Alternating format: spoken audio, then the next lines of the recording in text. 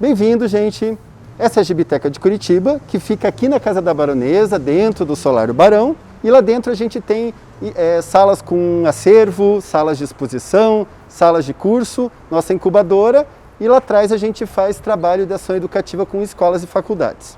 Vamos começar um passeio pela Gibiteca, começando pela Sala Novinsky, que fica aqui no andar térreo, que o Pacheco vai explicar um pouco para vocês sobre ela. Oi pessoal, meu nome é Pacheco, estamos aqui para conhecer a Sala Novinsky. Essa Sala Novinsky ela foi criada em homenagem a um cartunista da Gazeta do Povo que morreu em 2015. Atualmente ela está com a exposição do André Calimã. André Calimã é uma cria aqui da Gibiteca, um dos nossos maiores artistas, e ele é conhecido como um desenhista viajante. Ele ilustra todas as localidades em que ele visita e essa exposição é um retrato dessas viagens em que ele faz. O Viajante Ilustrado é uma coletânea de desenhos que o André fez por toda a Europa e por várias localidades aqui do Brasil. Então, visitando essa exposição, vocês podem conhecer um pouco dessa obra e ainda levar para casa o catálogo dessa exposição que foi feito em forma de cartões postais. Então, venham nos visitar e conhecer essa belíssima exposição. Então, gente, aqui a gente tem um espaço na Gibiteca que tem uma linha do tempo onde a gente conta um pouco tanto da história da Gibiteca como a história da produção local de quadrinhos. Então a gente começa lá em 1888, com o primeiro quadrinho paranaense, depois tem as publicações alemãs, do Poti Lazarotto, a Grafipar, que nos anos 70 foi a maior editora de quadrinhos do Brasil, que ficava aqui em Curitiba, a inauguração da Gibiteca e daí uma série de eventos que foram acontecendo relacionados com a Gibiteca. Mas eu queria mostrar isso aqui para vocês, né? Aqui a gente fez uma linha do tempo com os personagens de Curitiba. Curitiba, desde 1888, tem uma produção bacana de quadrinhos, né? Que tem alguns personagens que se destacam, entre eles o Chico Fumaça, que lá nos anos 20 foi um personagem muito popular aqui em Curitiba, uma espécie de Mafalda, que era um personagem todo politizado, que fazia críticas à prefeitura. O Zequinha, né? Que até hoje em dia é bem popular por causa dos álbuns de figurinha. A Maria Erótica, que é um dos principais personagens lá da Grafipar, o Esmilinguido, que todo mundo conhece, né, que é o personagem cristão, o Marco, o Curitibinha, o Gralha, né, que é o super-herói curitibano, o Mig-Meg, o Maneco, o Los Três Inimigos, a Malu, do José Guiar, a Amelie, da Priscila Vieira, a Loira Fantasma, o Andedman, o Punk Afonso e assim por diante. Então, como eu falei, a gente tem uma produção gigantesca desde 1888, é claro que recentemente a gente tem mais publicações, né? Em média saem pelo menos 30 publicações locais e dessas publicações surgiu um mundo de personagens. Aqui na Gibiteca a gente tem um acervo de 35 mil quadrinhos que a gente divide pela temática. Então a gente tem uma sala de quadrinhos de super-herói, faroeste, uma sala de quadrinhos nacionais, de livros didáticos, das graphic novels, as coleções, uma sala só com os mangás, com os infantis, com terror, uma sala que não fica disponível ao público com os raros, que pra gente são os quadrinhos mais antigos dos anos 60. Então aqui a gente tem a nossa estante mais importante, que é a estante onde tem a produção local. Como eu já expliquei para vocês, a gente tem uma produção que vem desde 1888 e aqui a gente concentra ela toda nessa estante aqui. Então aqui tem a publicação do Gralha e várias outras, né? Como eu falei, a gente tem essa produção muito intensa e dela saíram vários personagens curitibanos.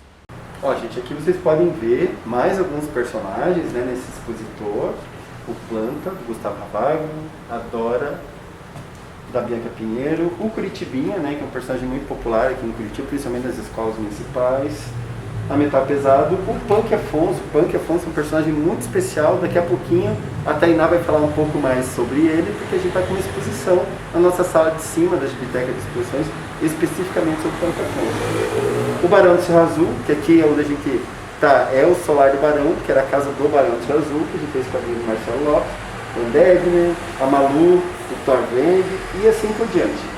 Esse quadrinho aqui, gente, é um quadrinho de minha autoria, né, da Loira Fantasma de Curitiba, e eu vou ensinar vocês agora a desenhar a Loira Fantasma de Curitiba.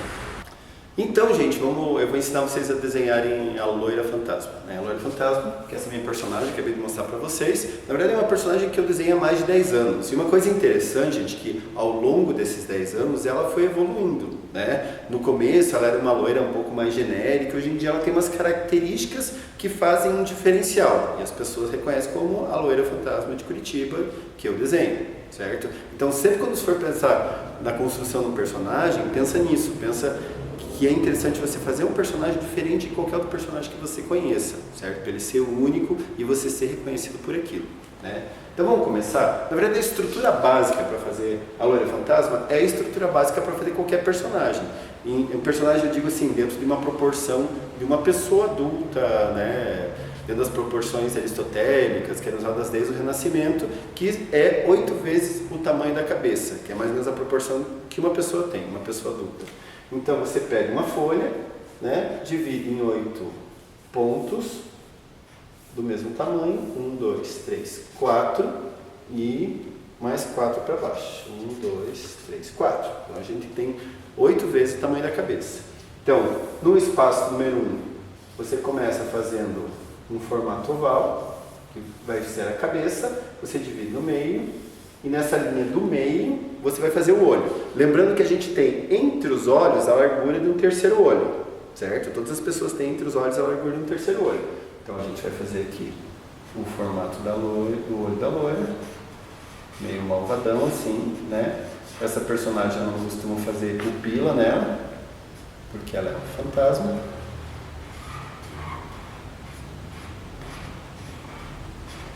Depois que a gente fez isso, a gente faz do meio da cabeça até metade da metade o nariz, certo? É só a base do nariz e da metade, da metade, da metade a gente faz o final da boca.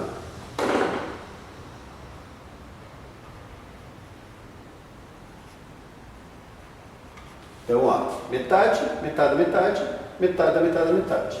Depois a gente coloca o cabelo, o formato do rosto. E a gente já está com a cabeça pronta. Certo? Depois a gente vai fazer o resto do corpo. O resto do corpo também tem uma coisa importante dentro da proporção. Quando a gente faz uma figura feminina, você pega 2 vezes a largura da cabeça e com isso você monta o ombro. Então, uma para um lado, uma para o outro. Aqui a gente tem a linha do ombro, coloca a cabeça, isso tudo aqui nessa segunda medida. Traça o ombro. E o mesmo tamanho do ombro é o tamanho do quadril, né? Ó, mesmo tamanho do ombro é o tamanho do quadril. Daí a gente desenha aqui o seio.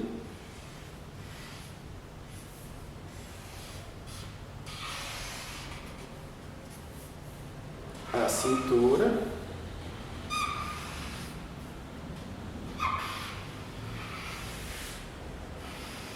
A perna e os braços, né? O braço também tem um macetinho, que normalmente o braço ele fica do lado do quadril, por isso que é interessante você primeiro desenhar o quadril e depois você fazer o braço, porque ele vem aqui retinho, quando chega aqui do lado do quadril, você desenha a mão. A mão eu gosto de fazer esse esqueminha assim, ó, que é um triângulo pequeno para o dedão, um triângulo um pouco mais comprido para o resto dos dedos, né? E aí você detalha aqui os dedos.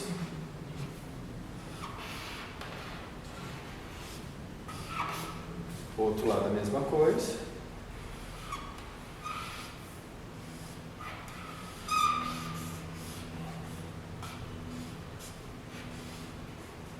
Né? Você lembra que eu falei daquele negócio do diferencial? Então o diferencial que eu coloquei na loira, para ela ficar mais caracterizada, é esse cabelo, assim, que ele forma uma espécie de uns tentáculos. A minha loira é por isso que ela está com os taxistas. Eu trouxe um lancego aqui. Deixa ela mais malvada. E o final do corpo dela aqui, as pernas, ele vira como se fosse um rabinho, tipo um Gasparzinho, assim, sabe? Não sei se vocês sabem o que é Gasparzinho. Mas ela vira como se fosse uma fumacinha, assim, né? Que já mistura com esses tentáculos que fazem surgir do cabelo. Aqui a gente coloca a roupa nela, né? A saia. Ela tem uma espécie de espartilho.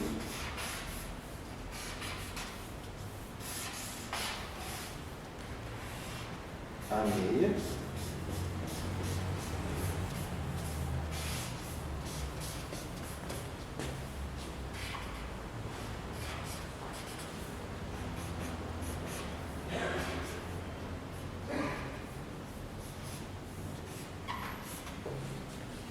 E é isso, está pronto aqui a nossa loira fantasma.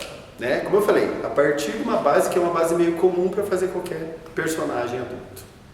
Certo? Então agora a gente vai dar uma olhada em outro personagem curitibano, que é o Punk Afonso, que a Tainá vai conversar um pouco sobre ele com a gente. Oi, eu sou a Tainá e eu vou falar um pouquinho dessa exposição que a gente está fazendo agora, que é em homenagem ao Rodrigo Bellato, que faleceu no ano de 2020.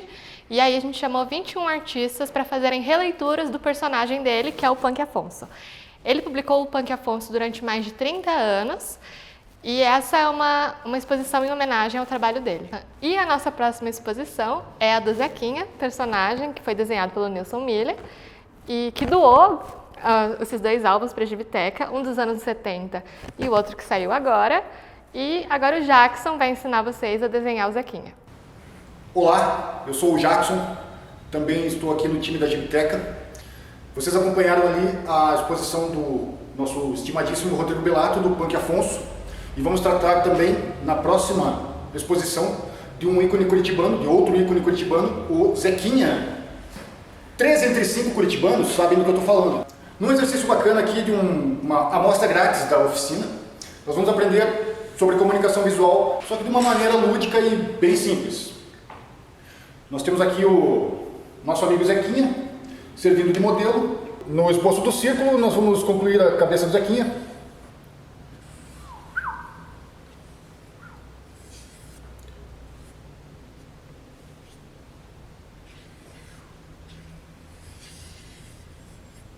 Muito bem. Mais 3 círculos aqui para a gravatinha. Quase oval.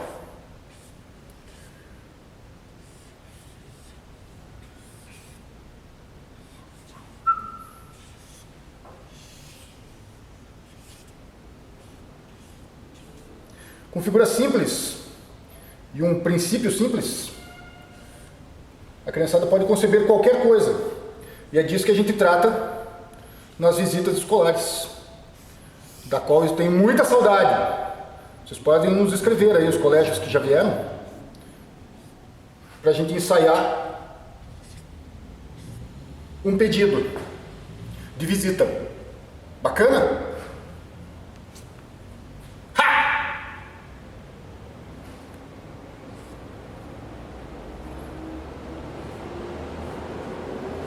E concluímos aqui, galera.